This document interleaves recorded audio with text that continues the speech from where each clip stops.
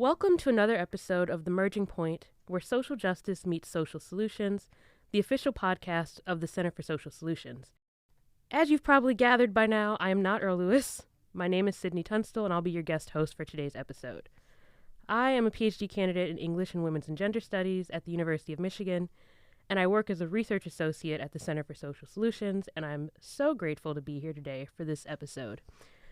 Today, we'll be discussing institutional accountability by asking the question, how are institutions responding to current student problems, and how can students engage with an institution to hold them accountable? Our guest today is a member of the Black Student Union at U of M, Princess-J'Maria Mboup. Our conversation on institutional accountability will focus specifically on the ongoing national debates surrounding DEI on college campuses. The Black Student Union has long used its platform to highlight and critique UM's DEI initiatives. Most recently, in November 2022, the organization launched #MoreThan4, a campaign that seeks to improve the conditions for Black students on U of M's campus.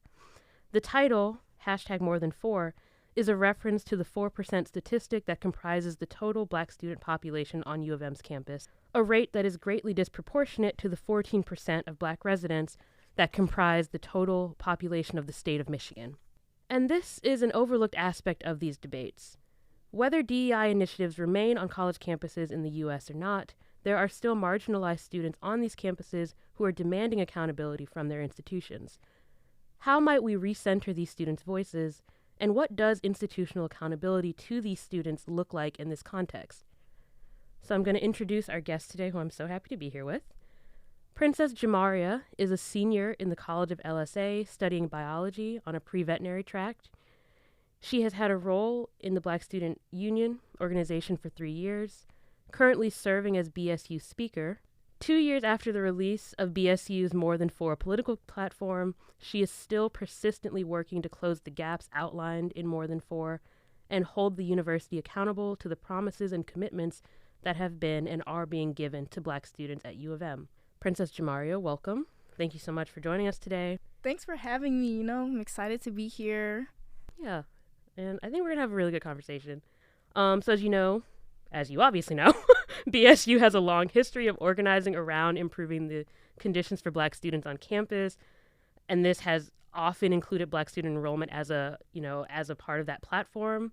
So we can think back to BAM 1, and that's the Black Action Movement, for anyone who doesn't know, in 1970, BAM 2 in 1975, BAM 3 in 1987, where incidentally, across those platforms, they were asking for a 10% Black student enrollment, which, again, is a number that has really never been reached. So I want to know from you, how did your organization at the time that it did come to the decision to launch the More Than 4 campaign, and specifically at the moment in time that it did, which was 2022?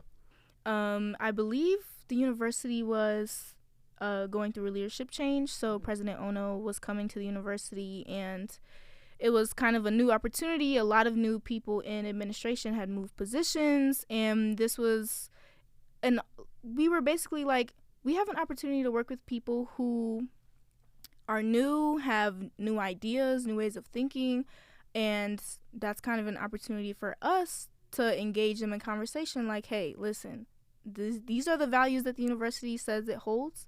We're reaching out saying, hey, these things are not right, and it's your responsibility to make them so. And these are things that have been promised to our predecessors since the 70s.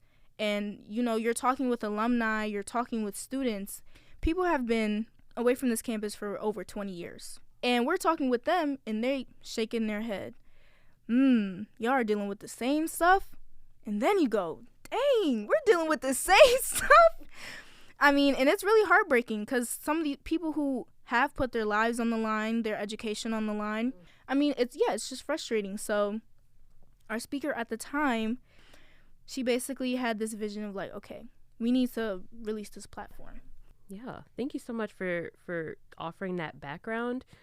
And I think what you said about thinking across time, like speaking to people who were on this campus, organizing around these same issues, seeing that it's still this sort of cycle of things still happening in this way, even as, like you sort of narrate, the university is changing so much in 50 years that there are still the same issues on campus.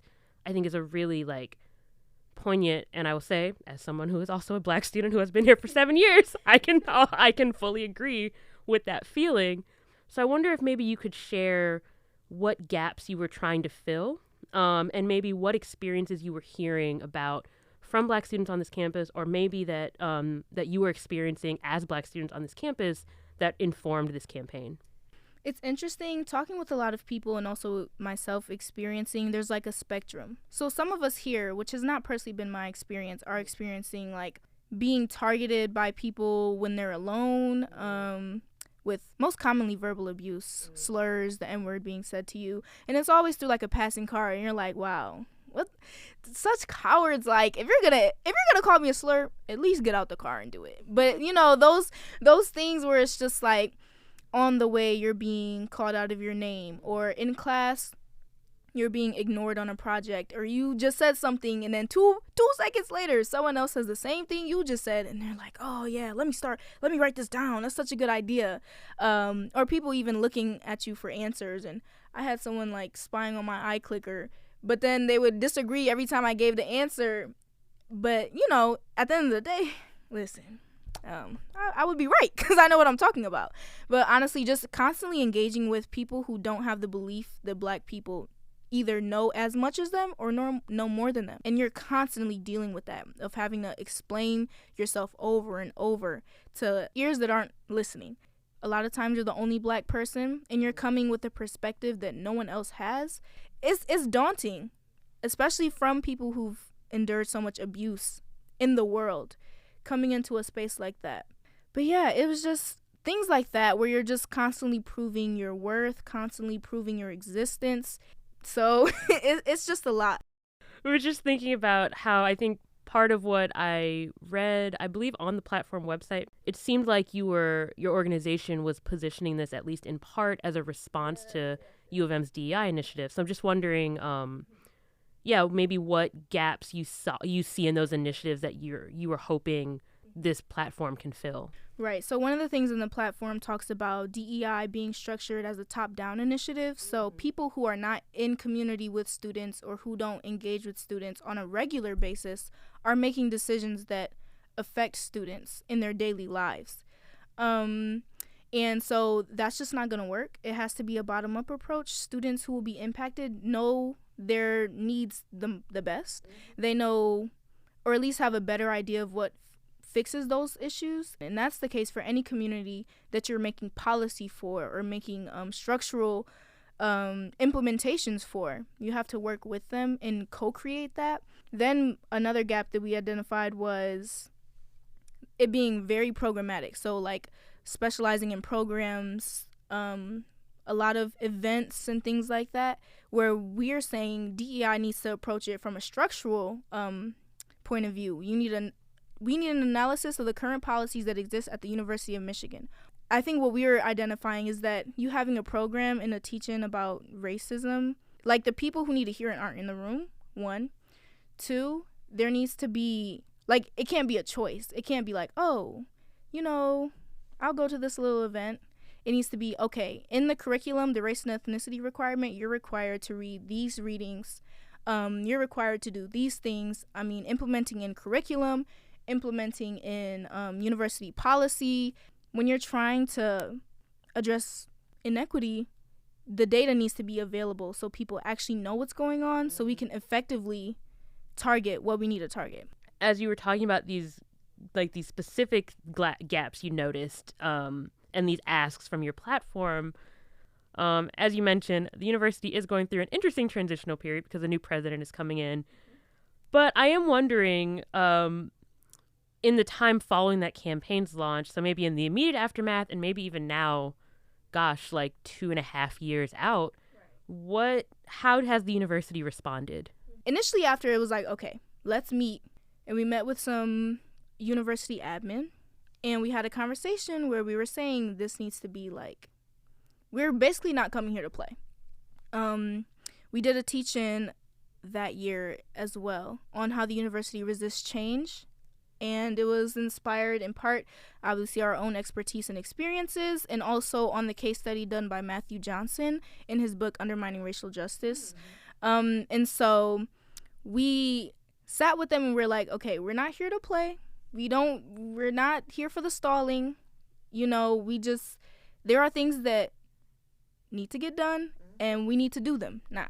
So, and it was also amicable. Like we were received pretty well, I would say, but we eventually came up with these working groups, and the working groups lasted over the summer.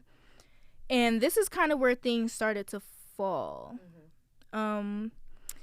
University administration wasn't as responsive. We were supposed to have a touch point in the middle of that summer. That did not happen. I mean, the president was committed to the president, the provost, the executive officers, they were committed to the work, and they told us that like they would provide resources for this, and this is going to be a priority for the university. And to back that up, we then saw the implementation of it's like enhancing Black student experience and representation. Yeah, I know. It's one of the action items in DEI 2.0. So that was one mechanism that we came up with for a starting point on how to create institutional accountability to improving the experience of Black students. There have been ups and downs. Overall, my personal feelings, it's not quick enough. The university leadership has just become less responsive with time, and obviously for a number of reasons. I mean, Matthew Johnson outlines this very well. The university has tactics. No matter the actors in the position, we can have people with good intent and people who actually want to do the work, but some of the structures of the university actually prevent that work from being done, which is why we're saying we need a policy analysis, disrupt the status quo. We know what's been done. It's not working. We need a whole restructuring. Thank you so much.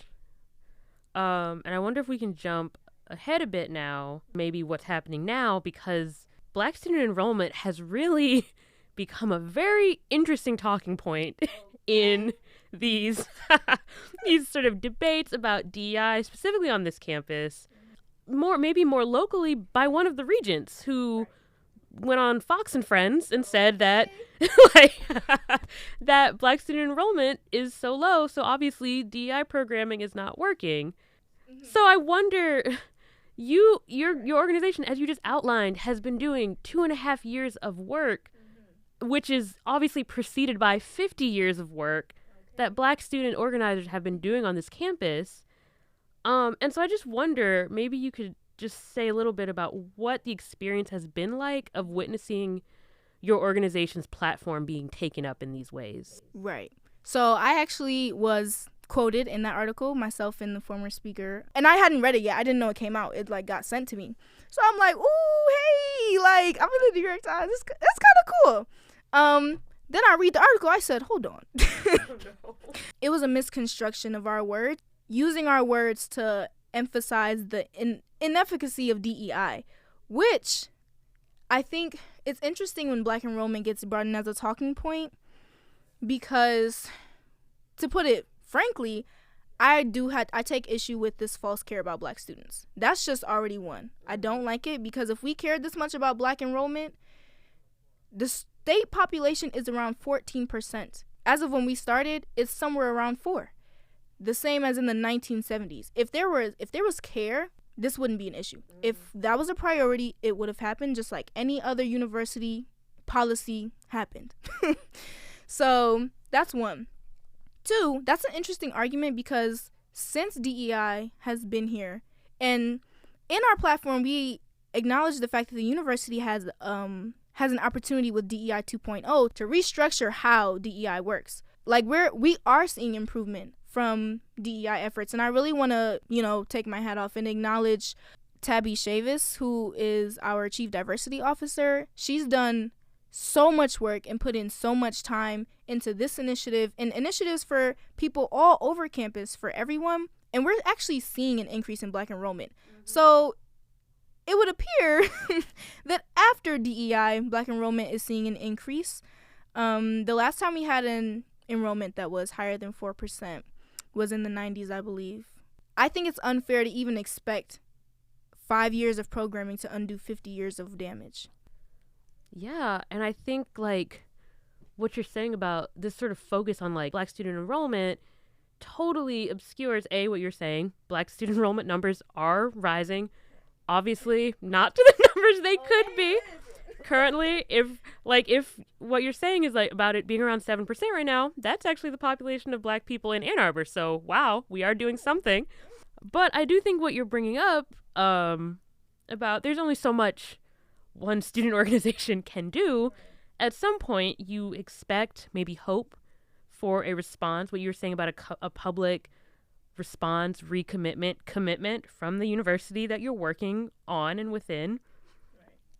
And I guess to that point, the university has really kind of remained largely like silent about these debates. I think we can maybe partially attribute this to this neutrality policy that the university has put in place, recently implemented, which adopts a heavy presumption against making institutional statements on social and political issues that are not directly tied to the internal functions of the university. So I wonder, for your organization, as you're sort of weathering this moment where this narrative is being spun using your voices, and you're trying to sort of organize in response to it, how do you reconcile that institutional silence and what it might say about UM's commitment to DEI and to its marginalized students? Number one, in my personal opinion, stepping out of my BSU shoes, the fact that the university had no institutional support for Tabby when she was really honestly attacked in that article, I mean, to me, that sends a scary message. Like, you're not going to come to the defense of your own initiative that you've been hyping up this whole time. To me, that's really scary. And to me, it shows we're kind of turning away from the issue.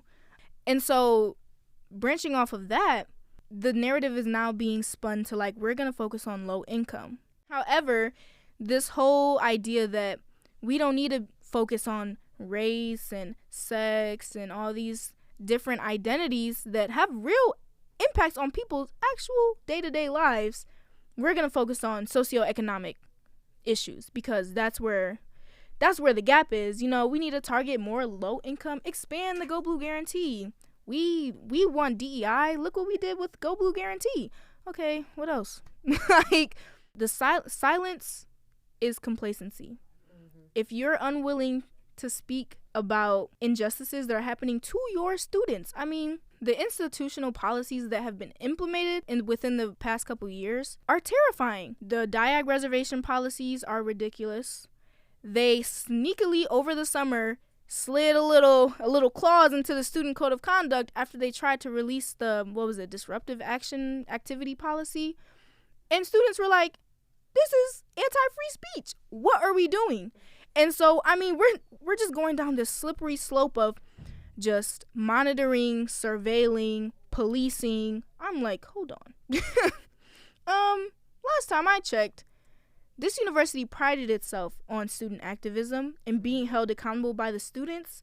All these messages where I'm saying you have the power to do this and change that, and the university's actively implementing policies like the neutrality policy that says things are the way they are, and unless something happens on this campus, we won't speak. That's unacceptable. And the university, for what they're saying of trying to diversify thought, you're stifling it. What sense does that make? So I need an explanation. I need the regents to sit down and explain to me why this makes sense and have that conversation. But the silence is disturbing and terrifying at the same time. And it's irritating because, listen, just be honest. Just stand as who you are in your university morals and stand on it, please. Yeah. No, I really appreciate that.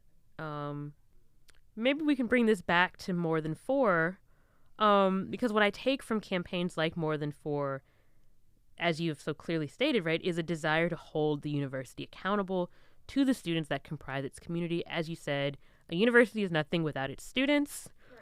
Who's going to show up to these classes? Okay.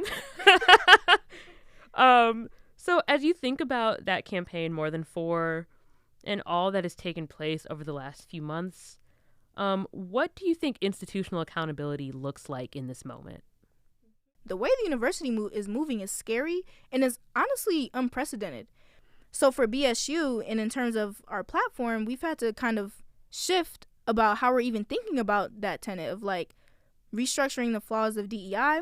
Will there be a DEI? We don't know. We're saying here are some gaps. Data driven. We are seeing from these campus climate surveys that Black students are experiencing the worst of the university. We're having the worst experiences. It's been like that since this program started and since Black students have arrived at the university. Mm-hmm. We're talking about people's lives. We're talking about people being able to afford housing. We're talking about people who are first generation in their family with the potential to move their entire bloodlines out of generational poverty. When we're talking about holding the university accountable, the whole point in my head of a public institution is to serve the public and ameliorate the public. I'm confused on why the university is separating itself from the greater community, the Michigan community specifically. When have you actually sat down and said, okay, what are the specific factors impacting Black enrollment? Okay, what we're going to do is address these individual factors by XYZ. I don't know how all that gets done, but it can happen. And it has happened for other, like the Go Blue Guarantee, like Wolverine Pathways. We found ways to start trying to close those gaps. It's difficult to know how to hold them accountable, but there are methods, and it's difficult, and it's a lot of strategy that you have to do.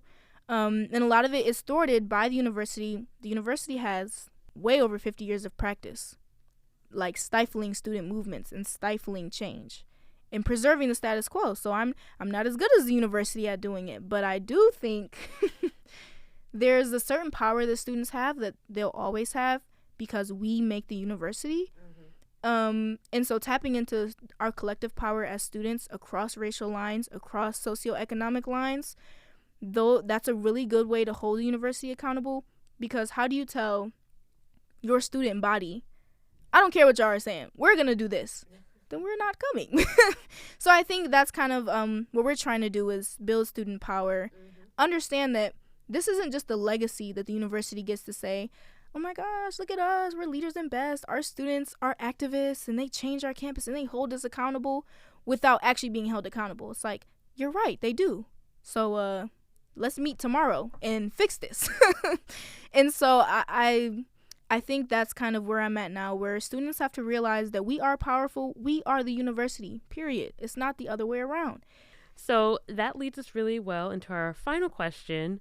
And I actually want to think about what you wrote in an op-ed you published in the Michigan Daily. And you closed that op-ed with a really great quote when you say, quote, "We will not DEI ourselves into liberation." And so, right, you acknowledge the importance of DEI initiatives to improving present conditions for marginalized people on campus, but you also speak so beautifully to the power and the necessity of radical dreaming. I love that. It reminds me so much of Robin Kelly's Freedom Dreaming. And you say, quote, "Our visions for what can be should never succumb to the limits of what is." And so I wonder if we might close this discussion by doing some radical dreaming of our own. And I wonder if you might be willing to think with me a little bit about what you envision the conditions for Black and other marginalized communities on U of M's campus, can be. What could conditions for this campus look like if we allow ourselves to think about what can be? And I wonder what role you think students might actually play in shaping the radical dreams of the futures on their campuses. Right. So ideally, in my head, a place where Black students can just be students. We can just go to class. We can learn. We can join clubs of interest without barriers of exclusion, without feeling like we don't belong. We can have the ability to sustain ourselves in the space. We're not struggling for housing the whole time or struggling to pay this and pay for that, and financial aid didn't put this scholarship on, and kind of just being able to exist. And I came to college, I'm pre-vet. BSU, I love it dearly. I wouldn't be here without it. But doing the work has taken away from some of the things. While I'm planning to meet with administration, I could be studying for organic chemistry. I could be tapping into some of my interests. I can go just, play with the squirrels. I mean, having that human experience, the college experience that we're sold, higher education being something that's encouraged to everyone and something that the university wants to help us through. Like, why wouldn't the place you're in want to improve the people that are in it? Just freedom, liberation.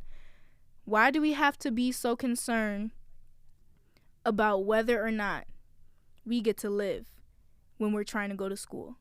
That's a shame. I just want to be free, guys. Don't think it's a lot to ask. I don't think it's a lot to ask either. Princess-J'Maria, it was a pleasure having you join us. That concludes our episode for today. If you want to stay updated on the Merging Point, be sure to subscribe and don't forget to leave a review and share your thoughts. For exclusive behind-the-scenes content about our work at the University of Michigan Center for Social Solutions, be sure to follow us on X, Facebook, and LinkedIn. We'll be back soon with another exciting episode. Until then, thanks for listening.